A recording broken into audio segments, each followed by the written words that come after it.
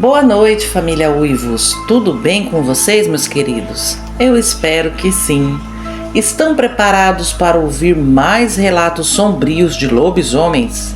Então feche as portas, as janelas, apague as luzes e vem comigo, porque hoje os relatos estão do balacobaco. Relato: vi um lobisomem atacar um homem. Boa noite, amiga Ágata e família Uivos. Me chamo Paulo, sou inscrito e sempre acompanho os relatos. Tenho 59 anos e sou morador de Marataízes, no Espírito Santo. Bom, vou contar aqui um fato real que vivi em 1999. Todos que me conhecem já sabem dessa história. Conto sem medo, porque é verdade. Eu trabalhava como motorista de ônibus rural há cerca de 5 anos, para uma determinada usina daqui. Não citarei o nome, Ágata, porque não aconteceu dentro dela, e sim no caminho. Meu horário era ingrato. 3h40 da madrugada eu já estava ligando o motor do ônibus e logo saía para pegar os trabalhadores nos pontos determinados. O trajeto era todo pela parte rural. Dentro daqueles 5 anos, nunca tinha visto nada sobrenatural naquelas estradas. E era bem propício, viu? Por se tratar de local de matas, canaviais e com casinhas aqui e acolá. Às vezes acontecia de eu encontrar um carro ou moto pelas estradas, pois algum trabalhador ia de condução própria. E naquela madrugada, acredito que o anjo da guarda daquele trabalhador estava de plantão, viu? Eu seguia pela estrada normalmente, ia pegar a primeira turma. O caminho era estreito, tinha canavial dos dois lados. Só o farol do ônibus iluminava aquela escuridão. Foi aí que vi bem lá na frente uma moto, indo na mesma direção que eu. Bem, até aí estava tudo normal. Só que algo me chamou a atenção, Ágata. Parecia que a moto estava fazendo zigue-zague, indo de um lado para o outro. A poeira subia alta. Aí acelerei um pouco e tive certeza que a moto estava desgovernada. A curiosidade bateu na hora para saber o que estava acontecendo e acelerei mais ainda.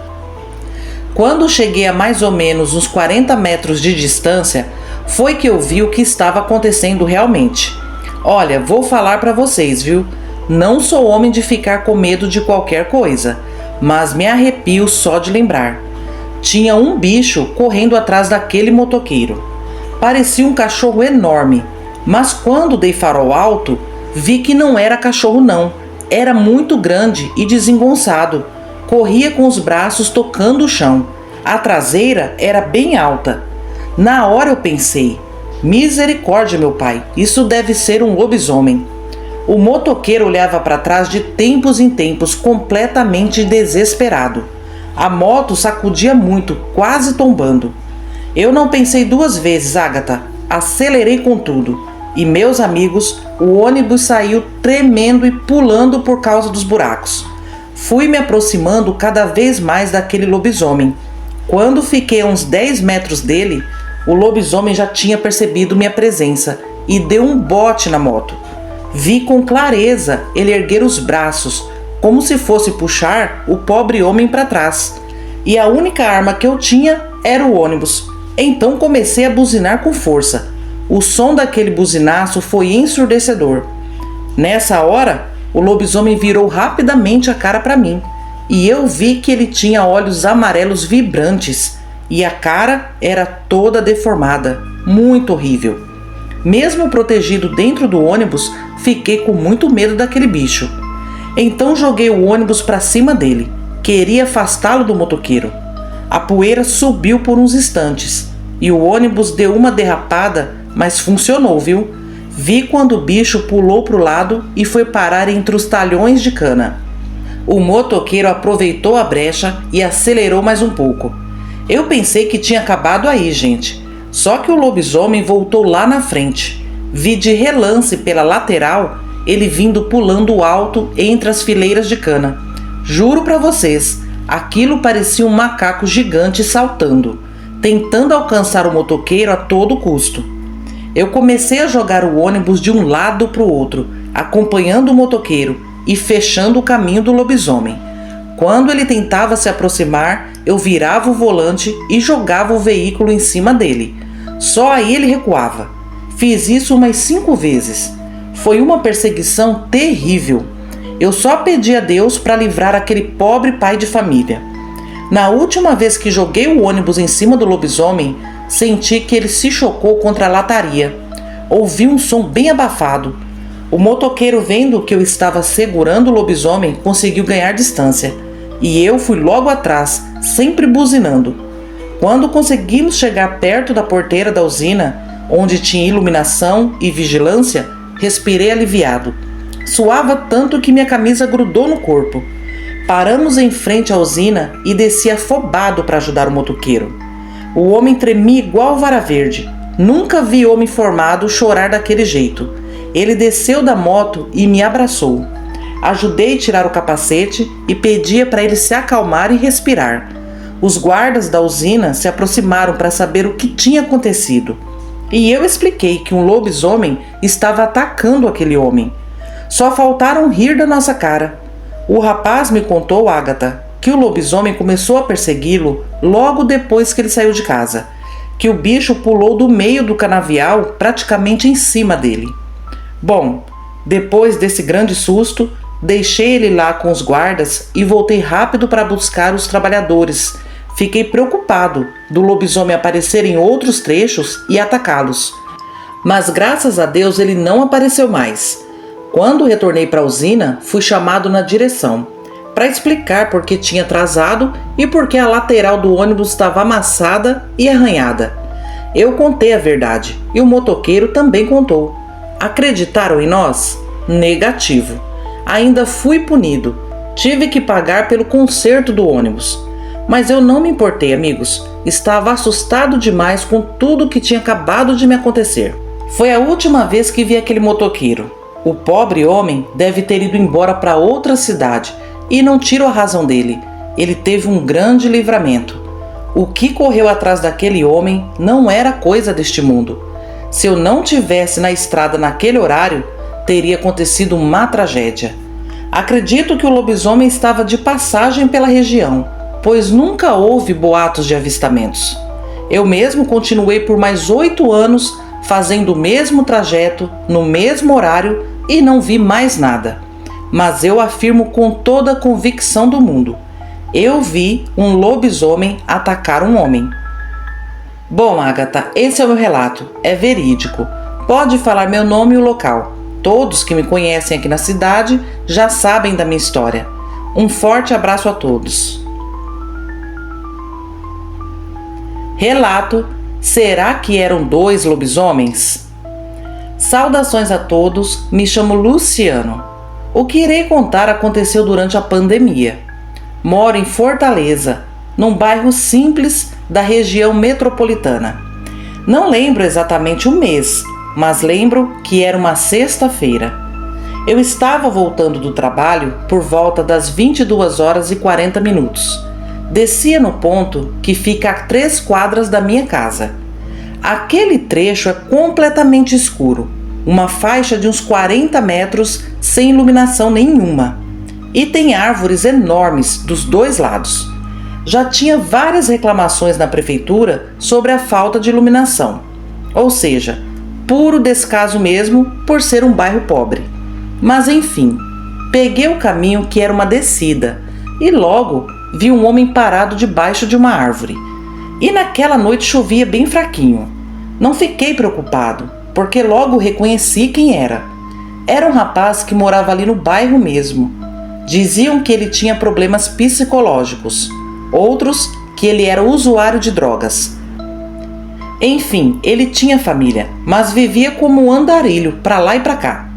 Quando cheguei mais perto, levei um susto muito grande. Ele ergueu a cabeça e me olhou, e eu juro que o rosto não estava igual. Estava inchado, torto e distorcido. A pele parecia repuxada para trás. E os olhos dele estavam brilhando, tipo olhos de gato. Ele me olhou rápido e virou de costas, se encolhendo no tronco da árvore. Eu fiquei paralisado por uns segundos e falei assim: Fulano, você tá bem, rapaz? Ele não me respondeu nada. Nisso, ouvi um ronco esquisito vindo de um terreno baldio que tinha atrás da árvore. Olhei para o terreno e juro, gente, que vi algo muito grande e preto se movendo lá dentro. E tinha 2 pontos amarelados brilhando no breu. Não poderia ser gato ou cachorro, porque era de altura de um homem.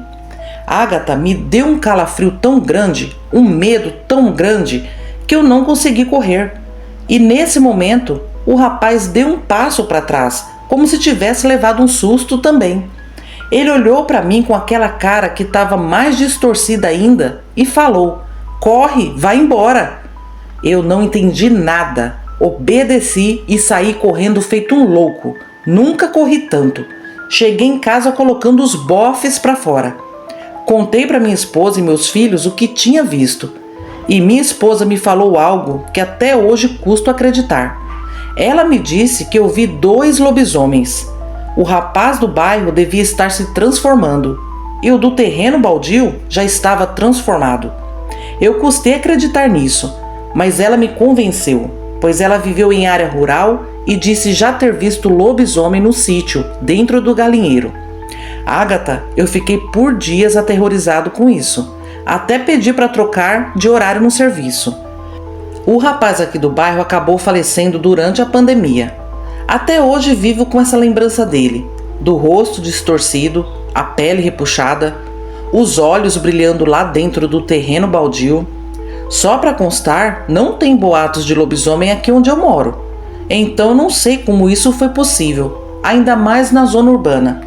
Bom, é isso. Obrigada pelo espaço e boa noite a todos. Olha, os relatos de hoje foram chocantes, viu? Senti a angústia do motoqueiro e do motorista do ônibus. Que situação desesperadora, hein, gente?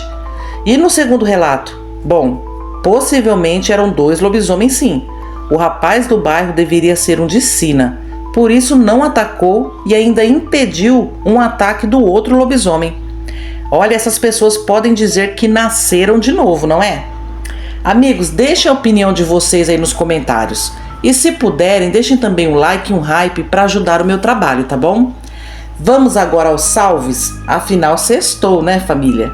Vai um salve com todo o meu carinho para Valdileia Noronha, Joana Santos Saraiva, Severina Barbosa, Nilce do Lago, Jonas Luiz, Andy, Jaqueline Souza da Silva, Cláudia Motola, Helenilson Abraão, Thalita Silva, Florinda Dias, Ney Oliveira, Elisandra Cruz, Valdênia Oliveira, Gilvânia L., Bárbara Cristina Araújo, Clairton de Souza, Wendel José Gonçalves, Sônia Maria Moura, Eliane Nascimento, Ângelo Augusto da Silva, Antônio Júnior, Inácio Fernandes, Suzane Palim, Rosimeire Ramos, Darlene Nan, Verdades Inconvenientes, Daniel Watley, Isa Silva, Iraci Souto, Patrícia Pereira, Simone Fagundes, Iraci, Miriam Abade, Sandra Araújo, Dani Ribeiro, Maria Gracinha, Rosilda Pereira, José Carlos, Elizabeth Vieira dos Santos, Arlete de Freitas, Cantinho da Ed, Tânia Tomico, Francisco Oliveira, Paulo Almeida, Lindarciana, Florinda Dias, Sebastião Paulo Rodrigues, Orlando Alcovias, Pedro Souza dos Santos, João Passoni, Karina Alves e Sofia, Marisa Rodrigues, Miriam Abade e Muriel 2012, Russo, Bode Velho, Maria da Silva e Ellen. Família, agradeço muito por todas as mensagens de carinho, por toda a ajuda que vocês dão ao canal. Que Deus abençoe sempre vocês. Me despeço de vocês agora desejando uma noite abençoada, um excelente final de semana, um abração da sua amiga Agatha e até terça-feira, família Uivos. Tchau, tchau!